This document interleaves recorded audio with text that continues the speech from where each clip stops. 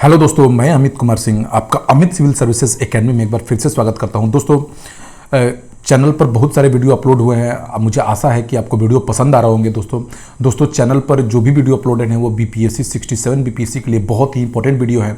और दोस्तों ये वीडियो की सीरीज चलती रहेगी। दोस्तों जब तक आप एग्ज़ाम पास न कर ले, ये दोस्तों वीडियो की सीरीज चलती रहेगी। आपको नए नए वीडियो मिलते रहेंगे। बिहार का इतिहास हो, चाहे दोस्तों आधुनिक इतिहास हो, प्राचीन इतिहास हो, चाहे अब कोई भी दोस्तों मध्यकालीन भारत का इतिहास हो, और साइंस की सीरीज हो, बिहार करंट अफेयर्स हो, ये सारी की सारी सीरीज दोस्तों चैनल पर चलती रहेगी। आपको एग्ज़ाम में सफलता दिलाकर ही ये रहेगा। दोस्तों जो भी वीडियो रहेगा आप उसको देखिए, आपको एग्जाम में सफलता मिलेगा ही मिलेगा। ठीक है दोस्तों, तो चैनल पर जो भी वीडियो अपलोड हो रहे हैं, अगर उसमें कुछ कमी है तो आप बताएं कि कोई सर ये दिक्कत है, उसको दूर किया जाएगा।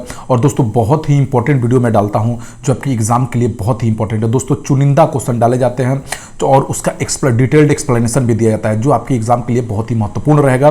ठीक है दोस्तों, तो दोस्तों जो भी नए स्टूडेंट हैं जो चैनल को देख रहे हैं, मुझे आपसे बस यही कहना है कि आप चैनल को सब्सक्राइब कर लीजिए दोस्तों। और जिनको पीडीएफ की आवश्यकता है वो हमको फ़ोन कर सकते हैं दोस्तों, कमेंट सेक्शन में मुझे बता सकते हैं, उनको पीडीएफ भी प्रोवाइड किया जाएगा। ठीक है दोस्तों, उनको मुझसे बात करना पड़ेगा। ठीक है दोस्तों, आप चैनल को जरूर सब्सक्राइब कर ले कि आपको नए नए वीडियो के नोटिफिकेशन मिलते रहे। ठीक है दोस्तों, तो चैनल को मैं शुरू करता हूं। दोस्तों आज का हमारा जो बहुत ही महत्वपूर्ण वीडियो दोस्तों, ब्रिटिश शासन का भारतीय अर्थव्यवस्था पर क्या प्रभाव है उसकी चर्चा करेंगे हम लोग। दोस्तों ये बहुत ही महत्वपूर्ण इसमें क्वेश्चन है दोस्तों जो एग्जामों में पूछे जाते हैं। ठीक है दोस्तों, तो पहला क्वेश्चन मैं शुरू करता हूं आज का।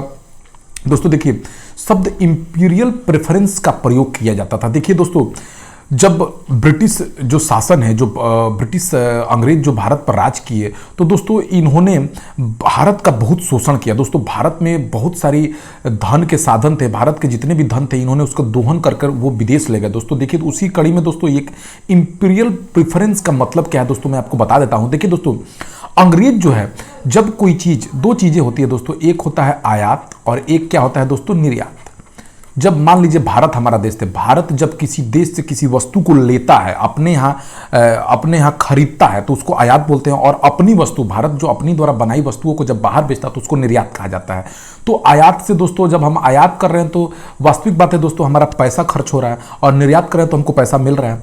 तो इन्होंने क्या किया दोस्तों, जो भारत में ब्रिटिश, जब भारत जो अंग्रेज के लोग थे वो क्या करते थे दोस्तों, जब वह कुछ चीज़ें इंग्लैंड से जब भारत में भेजते थे, निर्यात करते थे, तो दोस्तों होता क्या था, ब्रिटिश के सामान दोस्तों क्या करते थे ये लोग, भारत से जब चीज़ें आयात करके ले आते थे तो उनको दोस्तों विशेष रियायतें मिलती थी। ठीक है दोस्तों, यानी कहने का मतलब होता क्या था दोस्तों कि ये लोग जब कोई चीज़ अपने इंग्लैंड में भेजते थे तो उस पर भारतीय वस्तुओं पर बहुत ज़्यादा कर लगाते थे, लेकिन अपनी चीज़ें जब भारत में लाकर बेचते थे तो उस पर ये लोग क्या करते थे दोस्तों, बहुत कर लेते ही नहीं थे। ठीक है दोस्तों, भारत को सरकार को ये लोग कर नहीं देते थे। ठीक है दोस्तों, तो याद रखिए, भारत में ब्रिटिश आयातों पर दी गई विशेष रियायत दी जाती थी। ठीक है दोस्तों, ठीक है ना दोस्तों, यानी कोई भी चीज़ ये लोग आयात कर रहे हैं तो क्या करते थे दोस्तों, उस पर विशेष रियायत मिलता था इनको। ठीक है दोस्तों, याद रखिए ये चीज़। ठीक है, कोई भी टैक्स वैक्स नहीं देना पड़ता था इनको। तो ये इंपीरियल प्रेफरेंस उसी से संबंधित है। ठीक है दोस्तों, दूसरा एक शब्द है होम चार्जेस। दोस्तों ये भी पूछता है एग्जाम में, तो अब मैं आपको बताता हूँ। एक शब्द है दोस्तों होम चार्जेस, इसका क्या मतलब होता है दोस्तों, ये भी चर्चा में बहुत रहता था। ठीक है दोस्तों, होम चार्जेस, देखिए होम चार्जेस में होता क्या दोस्तों, जैसे लंदन में इंडिया हाउस था। ठीक है दोस्तों, लंदन में इंडिया हाउस था। ठीक है दोस्तों, याद रखिए। तो अब लंदन के इंडिया हाउस में जो वहां का सचिव बैठता था, ठीक है दोस्तों, तो उस सचिव का जितना खर्चा था वो दोस्तों भारत को ही देना है। किसको देना है दोस्तों, भारत को ही देना पड़ता था। ठीक है दोस्तों, जो अंग्रेज के जो अंग्रेजी सैनिक, चाहे यूरोप के सैनिक जो भारत में रहते थे, ठीक है दोस्तों, अंग्रेजी तथा यूरोपीय सैनिक जो भारत में रहते थे उसका भी पेंशन, ठीक है ना, यूरोपीय सैनिक पेंशन तथा उनके वेतन पे जो खर्च होता था दोस्तों, पेंशन तथा वेतन पे जो खर्च होता था वो भी दोस्तों भारत सरकार की निधि से ही दिया जाता था। तो दोस्तों एक तरह से ये लोग क्या करते दोस्तों, भारत का शोषण किया जाता था। भारत का मतलब धन का जो है दोस्तों, मतलब अपने फायदे के लिए उपयोग करते थे अंग्रेज। तो दोस्तों ये दो चार्ज, तो होम चार्जेस का यही मतलब हुआ दोस्तों, सैनिकों के पेंशन में, और लंदन में जो इंडिया हाउस था वहां सचिव जो बैठता था तो उसका जो खर्च था, भत्ता था, वेतन था, सब दिया जाता था। ठीक है दोस्तों, तो दो शब्द इंपीरियल प्रेफरेंस और होम चार्जेस दोनों आपको ध्यान रखने चाहिए दोस्तों। ठीक है, ब्रिटिश शासन के दौरान उद्योगों का स्वतंत्र विकास होने का कारण क्या नहीं था? दोस्तों देखिए, बहुत अच्छा क्वेश्चन है। देखिए दोस्तों, ब्रिटिश शासन के दौरान आप जानते हैं दोस्तों, रैयतवाड़ी व्यवस्था थी, फिर से आपको जमींदारी व्यवस्था थी, फिर एक दोस्तों आप एक और इस्तमरारी बंदोबस्त था, स्थायी बंदोबस्त भी जिसको कहते थे। तो दोस्तों होता क्या था, उसके तहत जमींदार, जो धनिक जमींदार थे, वह दोस्तों क्या करते थे, संपत्ति में, जमीन खरीदने में ज्यादा पैसा यूज करते थे। ठीक है दोस्तों, जमीन ज्यादा खरीदते थे। वह दोस्तों उद्योगों में अपना निवेश नहीं करते थे। ठीक है दोस्तों, किस में करते थे? धनिक वर्ग जो थे वो भू संपत्ति में निवेश करने को तरजीह देते थे, न कि उद्योगों में। ठीक है दोस्तों, तो यही कारण था कि ब्रिटिश शासन के दौरान उद्योगों का स्वतंत्र विकास नहीं हो पाया। ठीक है दोस्तों, याद रखिए आप। तो आगे चलते हैं दोस्तों नेक्स्ट क्वेश्चन की तरफ। किसके शासनकाल में अस्थाई बंदोबस्त प्रारंभ हुआ? दोस्तों ये VVI क्वेश्चन है दोस्तों। अस्थाई बंदोबस्त कहिए या इसको दोस्तों इस्तमरारी बंदोबस्त कहिए, इस्तमरारी बंदोबस्त, इसके बहुत सारे नाम हैं दोस्तों। इस्तमरारी बंदोबस्त कहिए या दोस्तों इसको जमींदारी बंदोबस्ती कहिए। ठीक है दोस्तों, जमींदारी बंदोबस्त। एक ही बंदोबस्ती के बहुत सारे नाम हैं। मालगुजारी बंदोबस्ती भी इसको कहा जाता था दोस्तों, मालगुजारी बंदोबस्त। यानी दोस्तों इसके बहुत सारे नाम हैं और दोस्तों ये बहुत ही इंपॉर्टेंट है, आप इसको ध्यान रखना है दोस्तों। VVI क्वेश्चन है, इसको लगा लीजिए दोस्तों। ठीक है दोस्तों, देखिए स्थायी बंदोबस्त होता है क्या, मैं आपको बता देता हूं दोस्तों। देखिए 1793 में, ठीक है दोस्तों, 1793 ईस्वी में जो लॉर्ड कॉर्नवालिस थे, कौन थे दोस्तों? Lord Cornwallis. ठीक है दोस्तों, उन्होंने अस्थाई बंदोबस्त का प्रणाली का विस्तार किया। देखिए तो इसमें क्या था, इसके तहत दोस्तों जो जमींदार थे, जमींदारों से एक मुश्त राशि ले ली जाती थी। जमींदारों से क्या होता है दोस्तों, एक मुश्त राशि ले, जैसे मान लीजिए दोस्तों जमींदारों से कितना भू राजस्व का, जमींदारों से भू राजस्व का 1/11 हिस्सा जमींदार अपने पास रखते थे। ठीक है दोस्तों, 12 हिस्से में से 1/11 हिस्सा क्या रखते थे? जमींदार अपने पास रखते थे। ठीक है दोस्तों, अपने पास रखते थे 11 हिस्से में से, और 10/11 हिस्सा जो है दोस्तों अंग्रेजों को दे देते थे। ठीक है दोस्तों, याद रखिए इस व्यवस्था में क्या था, 10/11 हिस्सा जो है दोस्तों सरकार को देना रहता था लगान के रूप में, और 1/11 जो हिस्सा था वो दोस्तों जमींदार अपने पास रख लेते थे। ठीक है दोस्तों, इस मरारी व्यवस्था का यही नियम था दोस्तों। यानी कहने का मतलब जमींदारों और अंग्रेजों के बीच दोस्तों क्या हुई, एक प्रणाली विकसित की गई, एक अस्थाई बंदोबस्त, इसको परमानेंट सेटलमेंट भी कहा जाता है दोस्तों, कि भाई आप जो है ये जमीन ले लीजिए, इस जमीन को आप किसान को दीजिए और उनको खेती करने के लिए दीजिए, और हमको एक मुश्त राशि क्या करिए, आप दे दीजिए। ठीक है दोस्तों, तो 10/11 भाग अंग्रेज ले लेते थे और 1/11 भाग जो है जमींदारों को मिल जाता था। ठीक है दोस्तों, अब यह व्यवस्था में बहुत सारे दोष भी थे। हुआ क्या कि बहुत सारे जमींदार जो दोस्तों किसानों को पट्टे पे जमीन दिए ही नहीं, और दिए भी तो उनसे उच्च ब्याज वसूलने लगते थे। तो दोस्तों ये व्यवस्था उतनी सफल नहीं हुई। ठीक है दोस्तों, तो आपको याद रहेगा। ठीक है, ये बहुत ही इंपॉर्टेंट है। ठीक है, तो आप याद रखिए इसको किसने दोस्तों शुरू किया था? लॉर्ड कॉर्नवालिस ने। दोस्तों याद रखना है दोस्तों, ये कहां कहां पर लगा दोस्तों यह व्यवस्था? देखिए दोस्तों कहां कहां पर यह व्यवस्था अगर पूछा जाए तो ये दोस्तों बंगाल में। ठीक है दोस्तों, कहां कहां लगा ये बंगाल में। ठीक है दोस्तों, बिहार में, बंगाल में, बिहार में। ठीक है दोस्तों, बंगाल में, बिहार में, उड़ीसा में, उत्तर प्रदेश में। लगभग दोस्तों 19%, कहने का मतलब सर भारत के क्षेत्रफल का लगभग दोस्तों देखिए भारत के क्षेत्रफल का लगभग 19% हिस्से पर यह लागू हुआ। भारत के क्षेत्रफल के 19% हिस्से पर यह लागू हुआ। ठीक है दोस्तों, तो याद रहेगा, आपको समझ में आ गया होगा दोस्तों, हमको जहां तक लगता है अस्थाई बंदोबस्त क्या है। ठीक है दोस्तों, यानी जमींदारों और इनके बीच तो बहुत इंपॉर्टेंट है, मैंने आपको सारे इंपॉर्टेंट फैक्ट बता दिए। 1793 के अस्थाई बंदोबस्त में जमींदारों से यह अपेक्षा की गई कि वह खेतीहरों को पट्टा जारी करेंगे, परंतु जमींदारों ने पट्टा जारी नहीं किया। इसका कारण क्या था? देखिए दोस्तों, अस्थाई बंदोबस्त नीति के तहत क्या था कि जमींदारों और अंग्रेजों के बीच एक मुश्त 11 हिस्से में से 1/11 हिस्सा दोस्तों जमींदारों को अपने पास रखना था, और 10/11 हिस्सा दे देना था किसको दोस्तों? जो भी उससे आमदनी आएगा जमीन को पट्टे पर देने से, उसको दे देना था दोस्तों, किसको? उसको दे देना था दोस्तों, किसको? अंग्रेज सरकार को। दोस्तों एक अब जमींदारों को जब दिया गया तो जमींदार कर्णवाली शुरू में दोस्तों ये मात्र 2 सालों के लिए लागू हुआ, लेकिन धीरे धीरे यह परंपरागत बन गया। जमींदार को जो जमीन दिए अंग्रेजों ने दोस्तों, ये लोग क्या, ये लोग को वंश परंपरागत बना लिया कि ये हमारा ही जमीन है, हम किसी को नहीं देंगे। तो दोस्तों ये रीजन यही था दोस्तों कि खेती, यहाँ पे दोस्तों क्या था, रीजन था कि जमींदारों के ऊपर कोई सरकारी नियंत्रण नहीं था दोस्तों। एक बार हो गया, उसके बाद कोई पूछने भी नहीं आता था कि क्या हुआ क्या नहीं। जमींदार पैसा देते थे और अपना हिस्सा देते थे, और वो किसी को पट्टा नहीं देते थे। और रीजन भी था कि अगर पट्टा देते भी थे तो होता क्या था दोस्तों, यह जमींदार जो है काश्तकारों से या किसानों से, जमींदार काश्तकारों तथा किसानों से मनचाहा लगान वसूल करते थे। ठीक है दोस्तों, किसानों से क्या करते थे, मनचाहा लगान वसूल करते थे। ठीक है दोस्तों, याद रखिएगा, मनचाहा लगान वसूल करते थे, जिसके कारण लगान वसूल करते थे, जिसके कारण बहुत सारी हिंसक घटनाएं भी हुई दोस्तों। किसान आंदोलन हुए, बहुत सारी हिंसक घटनाएं हुई, जमींदार देना ही नहीं चाहते थे। इन सभी का अंत हो गया दोस्तों 1859 में। एक रेंट अधिनियम आया।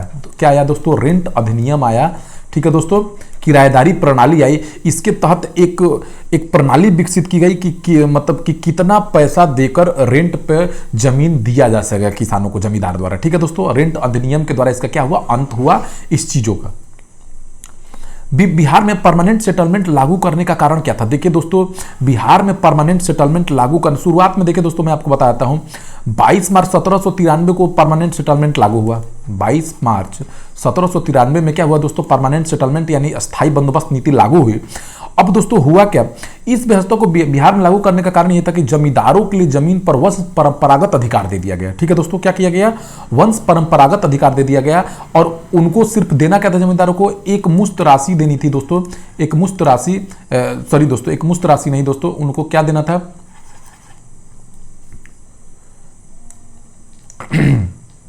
ठीक है दोस्तों, उनको क्या देना था, उनको देना था दोस्तों 10/11 हिस्सा देना रहता था। आप जानते ही हैं दोस्तों, 10 बटा क्या देना था, 11 हिस्सा अंग्रेजों को देकर, और वंश परंपरागत उनको अधिकार मिल गया था। ठीक है दोस्तों, तो याद रखिए यही मेन रीजन था। ठीक है, तो जमींदारों को जमीन पर वंश परंपरागत देने का। ठीक है दोस्तों, आगे चलते हैं। किस वर्ष बंगाल किराएदारी अधिनियम पारित किया गया? दोस्तों मैंने अभी बताया दोस्तों, बंगाल किराएदारी अधिनियम, देखिए दोस्तों, बंगाल तथा बिहार में जमींदार और किसानों के बीच जो जमीन का आदान प्रदान होता था, तो दोस्तों उसके लिए 1885 में किराएदारी अधिनियम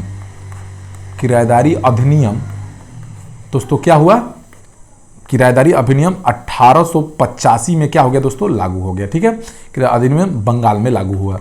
ठीक है दोस्तों, बंगाल तथा बिहार के किसानों, भूमि मालिकों ने किराए पर बढ़ोतरी कर दी दोस्तों। जमींदार जो थे वो किसानों को जमीन तो देते थे पट्टे पर, लेकिन दोस्तों उसके लिए क्या मनमाना वसूली करने लगते थे, लगान। तो दोस्तों उसके लिए, उसको कमी लाने के लिए किराएदारी अधिनियम लाया गया। कब लाया गया दोस्तों, 1885 में, बंगाल तथा बिहार के लिए। वेरी वेरी इंपॉर्टेंट क्वेश्चन है दोस्तों, देखिए बीपीएससी में भी पूछा हुआ है। रैयतवाड़ी व्यवस्था के जन्मदाता कौन था? अब देखिए दोस्तों, रैयतवाड़ी व्यवस्था क्या है। देखिए दोस्तों, रैयतवाड़ी व्यवस्था के जन्मदाता, देखिए दोस्तों, रैयतवाड़ी व्यवस्था के जन्मदाता थॉमस मुनरो और अलेक्जेंडर रीड थे। कौन थे दोस्तों, थॉमस मुनरो और अलेक्जेंडर रीड ने 1792 ईस्वी में, देखिए दोस्तों, तमिलनाडु के 12 महल, तमिलनाडु जो पुराने जमाने में मद्रास भी दोस्तों कहलाता था, मद्रास के 12 महल में सर्वप्रथम दोस्तों क्या हुआ, इसको लागू किया गया। ठीक है दोस्तों, कब लागू किया गया, 1792 ईस्वी में। ठीक है, ठीक है, याद रखनी है। और आगे दोस्तों, इसी के मुनरो का शिष्य भी था दोस्तों, मुनरो का शिष्य था, उसने दोस्तों एल्फिंस्टन में, मुनरो का शिष्य था दोस्तों एल्फिंस्टन। इसने दोस्तों क्या किया, बंबई प्रेसिडेंसी में इसे लागू किया। कहां पर लागू किया दोस्तों, बंबई प्रेसिडेंसी में। ठीक है, याद रखिए। तो 1792 में लागू हुआ दोस्तों, याद रखना है। तो अब इसमें था क्या दोस्तों, इस व्यवस्था के अंतर्गत होता क्या था दोस्तों, जो किसान होते थे, पहले दोस्तों क्या होता था, अस्थाई बंदोबस्त नीति में आप पढ़े कि होता क्या था कि अंग्रेज जमींदारों को जमीन देते थे, वो डायरेक्ट रैयतों को, किसानों को नहीं मिलता था। अंग्रेज जमींदारों को दे दिए, कि भाई जमीन लो पट्टे पे दो, उसके एवज में पैसा दो। अब जमींदार किसानों को देते थे, लेकिन इस व्यवस्था में बहुत दोष था कि बहुत सारी हिंसक घटनाएं हुई। तो दोस्तों बाद में थॉमस मुनरो और अलेक्जेंडर रीड ने एक नई व्यवस्था रैयतवाड़ी शुरू की। इस व्यवस्था के अंतर्गत डायरेक्ट रैयतों को जमीन पट्टे पर दिए जाते थे। रैयत या किसानों को क्या किया था दोस्तों, जमीन क्या दिए जाते थे, पट्टे पर दिए जाते थे। ठीक है दोस्तों, आप जमीन लीजिए और सरकार को क्या दीजिए दोस्तों, लगान दीजिए। ठीक है दोस्तों, यह अच्छा था, पट्टे पर दिए जाते थे। ठीक है दोस्तों, अब ये कहां कहां लागू हुआ दोस्तों, जनरली दोस्तों ये दक्षिण के क्षेत्रों में ही लागू हुआ दोस्तों। ठीक है, मद्रास, मुंबई, कहां कहां लागू हुआ दोस्तों, तमिलनाडु, मद्रास तो हो गया, और कहां कहां दोस्तों, देखिए बंबई में लागू हुआ दोस्तों। ये कहां लागू हुआ, यह दोस्तों बंबई में लागू हुआ है। ठीक है, असम में भी लागू हुआ दोस्तों, फिर से आपको कुर्ग में लागू हुआ, और बंगाल में भी थोड़ा बहुत जगहों पे क्या हुआ दोस्तों, लागू हुआ। ये इसके तहत दोस्तों कुल भारत के कुल क्षेत्रफल का 51% हिस्सा, भारत के कुल क्षेत्र का 51% हिस्से पर यह लागू हुआ। ठीक है दोस्तों, याद रखिए। ठीक है दोस्तों, दक्षिणी हिस्सों में ज्यादा इसका प्रभाव हुआ। ठीक है दोस्तों, तो ये जो है दोस्तों, आपको मैं बता देता हूं कि ये जो दोस्तों अस्थाई बंदोबस्त से अच्छी नीति थी। ठीक है दोस्तों, रैयतवाड़ी व्यवस्था। ठीक है दोस्तों, रैयतवाड़ी व्यवस्था प्रथम कहां हुई, आपसे ये क्वेश्चन पूछ सकता है। तो दोस्तों प्रथम तमिलनाडु के बारामहल और बंबई प्रेसिडेंसी, यानी दोस्तों तमिलनाडु प्रेसिडेंसी और मद्रास प्रेसिडेंसी और बंबई प्रेसिडेंसी में ही ये शुरू हुई। ठीक है दोस्तों, आगे चलते हैं। ब्रिटिश शासन में रैयतवाड़ी भू राजस्व संग्रह प्रचलित था। कि कहां पे दोस्तों, दक्षिणी भारत में प्रचलित था। मैंने बताया दोस्तों बंबई प्रेसिडेंसी और मद्रास प्रेसिडेंसी, ये दोनों जगह बहुत ज्यादा था ये। ठीक है दोस्तों, सबसे पहले रैयतवाड़ी बंदोबस्त कहां लागू किया गया दोस्तों, मैंने अभी बताया सबसे पहले कहां दोस्तों, मद्रास और बंबई प्रेसिडेंसी दोनों में। अगर मद्रास नहीं रहे तो बंबई नहीं रहे तो मद्रास प्रेसिडेंसी ही होगा आंसर दोस्तों। असम में सर्वप्रथम चाय की कंपनी कहां स्थापित हुई, देखिए दोस्तों 1839 ईस्वी में 5 लाख रुपए की पूंजी के साथ, 5 लाख रुपए की पूंजी के साथ, 5 लाख रुपए की पूंजी के साथ, 5 लाख रुपए की पूंजी के साथ दोस्तों ठीक है दोस्तों, असम में सर्वप्रथम चाय कंपनी 1839 ईस्वी में हुई थी। यह कंपनी 5 लाख रुपए की पूंजी के साथ इंग्लैंड में स्थापित की गई थी। ठीक है दोस्तों, 1839 में हुई थी। तो यह एक कंपनी इंग्लैंड की थी दोस्तों। 5 लाख रुपए की पूंजी के साथ इंग्लैंड में यह कंपनी स्थापित की गई थी। इंग्लैंड में कंपनी स्थापित की गई थी। ठीक है दोस्तों, स्थापित की गई थी। ठीक है दोस्तों, तथा नाजिरा तथा असम में इसका मुख्यालय था। कहां दोस्तों, इसी का नाजिरा असम में, नाजिरा जगह है दोस्तों असम में, नाजिरा असम में इसका क्या था, मुख्यालय था। नाजिरा दोस्तों शिवसागर डिस्ट्रिक्ट में पड़ता है। ठीक है दोस्तों, मुख्यालय था। ठीक है, इस कंपनी का नाम यहां पर रखा गया था दोस्तों द असम कंपनी। क्या नाम रखा गया था दोस्तों, द असम कंपनी का। दोस्तों असम चाय के लिए बहुत फेमस जगह है। अंग्रेजों के शासनकाल में भारत के आर्थिक दोहन का सिद्धांत, दोस्तों मैंने बताया कि जो अंग्रेज थे, जब वह कुछ सामान लेकर यहां से, भारत का सामान जब अपने यहां लेके जाते थे तो दोस्तों वहां पर वह कोई कर नहीं देते थे। ठीक है दोस्तों, वहां पे भारत के सामान जब जाता था विदेशों में तो वहां पे भारी कर लगाया जाता था। लेकिन जो अगर ये अपना सामान बेचने भारत लाते थे तो दोस्तों उस पर नाम मात्र का कर लगता था। तो इन सब चीजों के बारे में जब दोस्तों हमारे दादा भाई नेरोजी ने जब इस पर गहन अध्ययन किया, उन्होंने इस पर एक पुस्तक में लिखा the un British poverty rule India. दोस्तों उन्होंने बताया कि अंग्रेज जो है हमारे भारत के सामानों को अपने पास ले जा रहे हैं और हमारे दोहन कर रहे हैं, भारत के संसाधनों का दोहन कर रहे हैं। तो इसके बारे में सर्वप्रथम दोस्तों किसने बताया, दोस्तों हमारे दादा भाई नेरोजी ने बताया। किसने बताया दोस्तों, दादा भाई नेरोजी ने। उन्होंने इसका बहिर्गमन का सिद्धांत कहा, इसको क्या नाम दिया दोस्तों, बहिर्गमन का सिद्धांत, कि भारत का सामान बाहर जा रहा है और भारत को उससे कुछ फायदा भी नहीं। उसको आर्थिक दोहन का सिद्धांत, अपवाह का सिद्धांत या निकास का सिद्धांत भी उन्होंने कहा दोस्तों। ठीक है, तो उन्होंने इसके लिए एक पुस्तक भी लिखी दोस्तों, आगे जो चर्चा करेंगे हम लोग।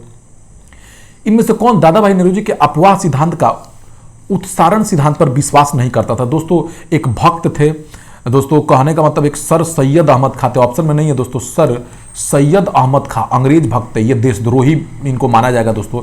ये अंग्रेजों का साथ देते थे और यह अंग्रेजों के हमेशा साथ देते थे। ये कहते थे कि नहीं दादा भाई नेरोजी गलत बात कर रहे हैं। ठीक है दोस्तों, ये उत्सारण सिद्धांत और निकास के सिद्धांत पर विश्वास नहीं रखते थे। तो सर सैयद अहमद खां ऑप्शन हो जाएगा दोस्तों। ठीक है, poverty and un British rule in India, नामक पुस्तक किसने लिखी? देखिए दोस्तों, poverty the un British rule India को जो लिखा था दोस्तों, वो दादा भाई नौरोजी ने लिखा था।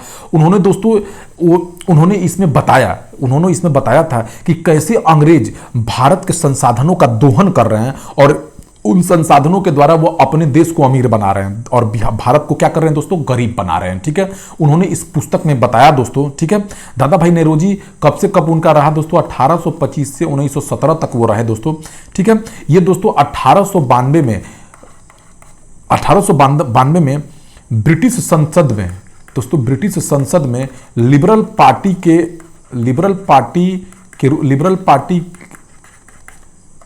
लिबरल पार्टी दल के सांसद चुने गए थे। ठीक है दोस्तों, लिबरल पार्टी दल के क्या चुने गए थे दोस्तों? ब्रिटिश हाउस संसद में चुने जाने वाले प्रथम भारतीय थे। ब्रिटिश संसद लिबरल पार्टी दल के चुने जाने वाले प्रथम भारतीय थे। ठीक है दोस्तों, यानी लिबरल पार्टी के टिकट पर ये ब्रिटिश संसद में चुने गए थे दोस्तों। ठीक है, याद रखिएगा, लंदन में ब्रिटिश संसद में ये दोस्तों लिबरल पार्टी के टिकट पर चुने गए थे। ठीक है दोस्तों, याद रखिए। ब्रिटिश हाउस ऑफ कॉमन्स में चुने जाने वाले दादा भाई नौरोजी, इन्हें किस दल के टिकट पर चुना रहा था? देखिए दोस्तों, मैंने आपको बताया कि यह दोस्तों ब्रिटिश शासन के दौरान इन्होंने दोस्तों क्या किया था? Poverty and British rule in India एक पुस्तक लिखी जिसमें बताया कि अंग्रेज कैसे दोहन कर रहे हैं। और ये दोस्तों ब्रिटिश हाउस ऑफ कॉमन्स में लिबरल पार्टी, जिसको उदारवादी दल भी कहा जाता है हिंदी में दोस्तों, उसके टिकट पर यह चुने गए थे दोस्तों, ब्रिटिश हाउस ऑफ कॉमन्स में। ठीक है, याद रखिए। किसने यह विचार व्यक्त किया था कि भारत में ब्रिटिश आर्थिक नीति घिनौनी है? दोस्तों ये कार्ल मार्क्स थे। कार्ल मार्क्स ने दोस्तों अपने विचार दिए थे कि ब्रिटिश आर्थिक नीति घिनौनी है, अंग्रेजी हस्तक्षेप से सूत काटने वाला तो लंकाशायर में रहता है। ठीक है दोस्तों, कहने का मतलब है दोस्तों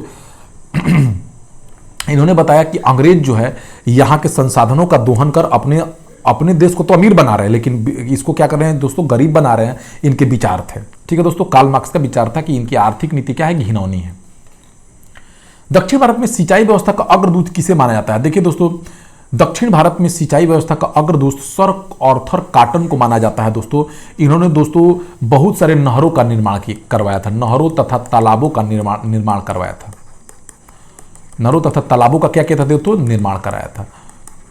तो देखिए दोस्तों, ये बहुत ही इंपॉर्टेंट क्वेश्चन इसमें शामिल है। आपको दोस्तों वीडियो को देख लेना, अच्छे से बार बार देख लेना है दोस्तों। ये मत देखिए कि 15 क्वेश्चन या 16 क्वेश्चन है, ये मायने नहीं रखता है दोस्तों। ये दोस्तों बहुत सारे क्वेश्चन, देखिए एक ही एग्जाम में ये क्वेश्चन बार बार पूछे हुए हैं। तो दोस्तों ये लगभग 50 क्वेश्चन के बराबर कॉन्सेप्ट है दोस्तों। नंबर ऑफ क्वेश्चन मायने नहीं है, आपको डेली क्वेश्चन से कितने कॉन्सेप्ट बनते हैं ये मायने हैं। ठीक है दोस्तों, तो आप क्वेश्चन को अच्छे से देखिए और बहुत अच्छे से पढ़िए दोस्तों। इसमें 50 क्वेश्चन बन सकते हैं, जो जितना मैंने ट्रिक बताया है, जितने मैंने कॉन्सेप्ट बताया है। तो दोस्तों चैनल को सब्सक्राइब कर लीजिए, दोस्तों में शेयर करिए और दोस्तों वीडियो को देखते रहिए। ठीक है दोस्तों, thank you for watching my video.